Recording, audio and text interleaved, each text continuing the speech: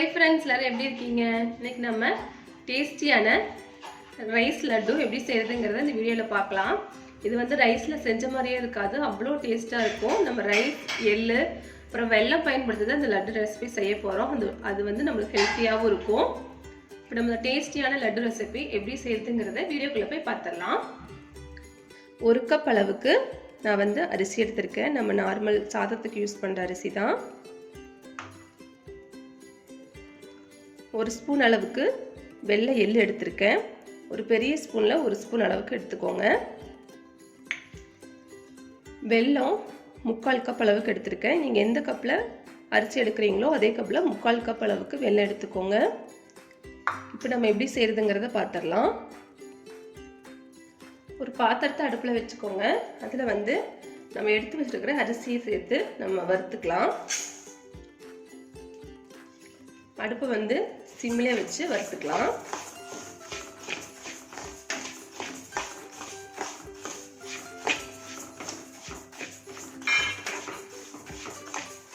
பாருங்க, இந்த அளவு வறுபட்டதும் நம்ம வேற ஒரு பாத்திரத்துக்கு இதை மாற்றி வச்சுக்கலாம்.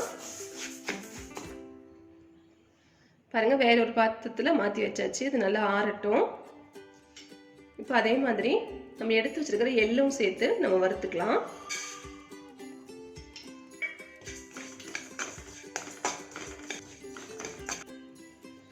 பாருங்க, இதுவும் நல்லா செவந்து வந்துருச்சு. இப்போ நம்ம ஸ்டவ் ஆஃப் பண்ணிட்டு இதையும் தனியாக எடுத்து வச்சுக்கலாம். பாருங்க, அரிசி வந்து நல்லாவே ஆறிடுச்சு. ஒரு மிக்ஸி ஜாரில் சேர்த்தியாச்சு. இதிலே வந்து வாசத்துக்கு ஒரு 4 ஏலக்காய் சேர்த்து பவுடர் பண்ணி எடுத்துக்கலாம். இது வந்து நம்ம அரைச்சிட்டு வந்துடலாம். பாருங்க, நல்லா வந்து பவுடர் பண்ணி எடுத்துட்டு வந்தாச்சு. இதை வந்து ஒரு மிக்சிங் பவுலுக்கு நம்ம மாற்றிக்கலாம். வச்சிருக்கிற வெல்லத்தையும் சேர்த்து ஒரு சுத்தி எடுத்துக்கலாம். துருவன வெல்லம் எடுத்திருக்கேன் நான். இது வந்து மிக்சியில ஒரு சுத்தி எடுத்துட்டு வந்துடலாம். வெல்லத்தையும் ஒரு சுத்தி எடுத்தாச்சு. இப்போ இதை வந்து இந்த அரிசி கூட இது ரெண்டும் சேர்த்து நல்லா மிக்ஸ் பண்ணிக்கோங்க.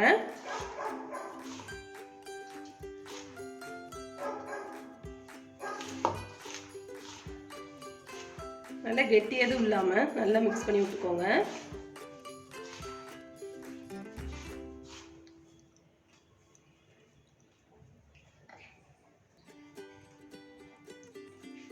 இதுலயே வந்து நம்ம வறுத்து வச்சிருக்கிற எள்ளையும் சேர்த்து நல்லா மிக்ஸ் பண்ணிக்கலாம்.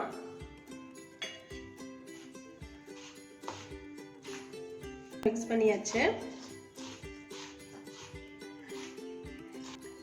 இப்போ இதுலயே வந்து வெதுவெதுப்பா இருக்கிற நெய் வந்து ஒரு 2 டேபிள் ஸ்பூன் அளவுக்கு எடுத்திருக்கேன். அதை மிக்ஸ் பண்ணிக்கலாம்.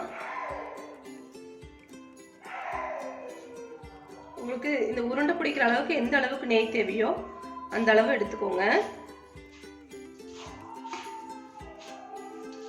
உங்களுக்கு உருண்டை பிடிக்கிற பக்குவம் வரலாட்டி இன்னும் கூட கொஞ்சம் நெய் சேர்த்துக்கலாம்.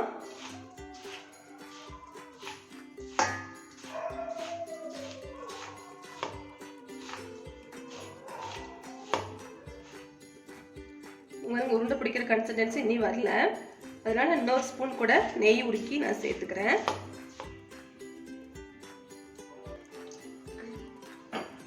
நான் இன்னொரு டேபிள் ஸ்பூன் அளவு கூட நெய் சேர்த்து நல்லா மிக்ஸ் பண்ணிக்கிறேன்.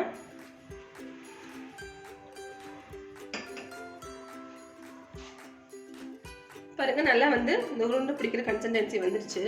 நம்ம உருண்டை பிடிச்சிக்கலாம். நல்லா வந்து உள்ளங்கையை வச்சு நல்லா அழுத்தி பிடிங்க.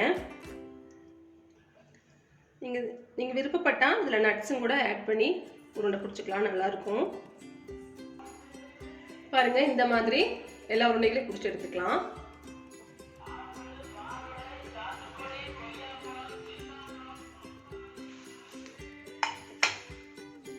நல்லா வந்து உள்ளங்கையில் வச்சு அழுத்தி பிடிச்சிங்கன்னா தான் கரெக்டாக வரும்.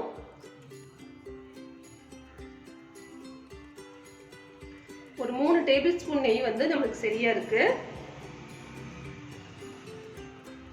உங்களுக்கு எந்த அளவு உருண்டை பெருசா வேணும்னா பெருசா ஊற்றிக்கோங்க. இல்லை இதை விட குட்டியா வேணாலும் அதுக்கு தகுந்த மாதிரி ஊற்றிக்கோங்க. உருண்டைகளை உருட்டி எடுத்துக்கலாம். பாருங்க, எல்லா லட்டும் உருட்டி எடுத்தாச்சு. சூப்பரா வந்திருக்கு. நீங்களும் கண்டிப்பாக இந்த ரெசிபியை ட்ரை பண்ணி பாருங்கள். டேஸ்ட்டு சூப்பராக இருக்கும்.